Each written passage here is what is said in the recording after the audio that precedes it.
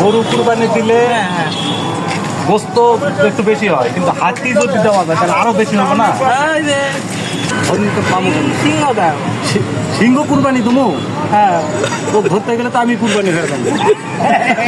লা ইলাহা ইল্লাল্লাহ মুহাম্মাদুর রাসূলুল্লাহ।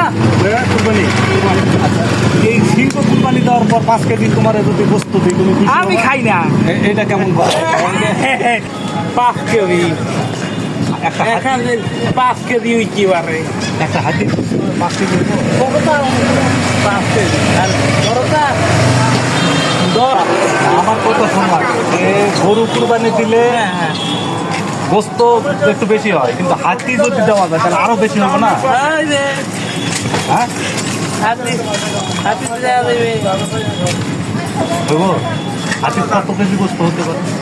5 কেজি একটা হাতি- এখানে 5 কেজি উঠতে পারে। একটা হাতি 5 কেজি হবো? কতটা?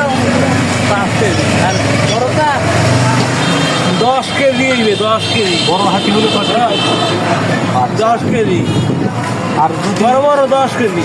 তিমি মাছ দেওয়া যায় কুরবানি তাইলে? না না না না মাছ খাই না। তিমি মাছ কুরবানি দেওয়া যাবে না? না না মাছ খাই না। এই, কে? মানে ঈদের দিন মাছ খাওয়া কি হারাম? হ্যাঁ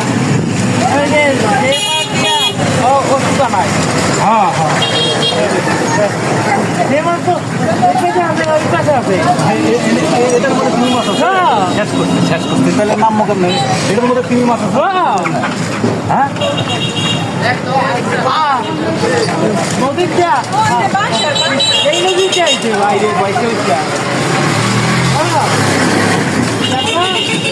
এটা তো আমি জানি।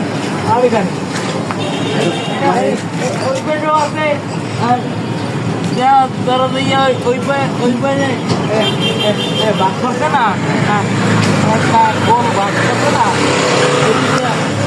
বাস করছে গোল গোল দিতে একটা ফাঁকা ফাঁকা করে দিতে, এটা এটা ফাঁকা করে দিতে এটা তিমি মাছ ঢোকার জন্য ঢোকার জন্য বাইরে দিতে পারে।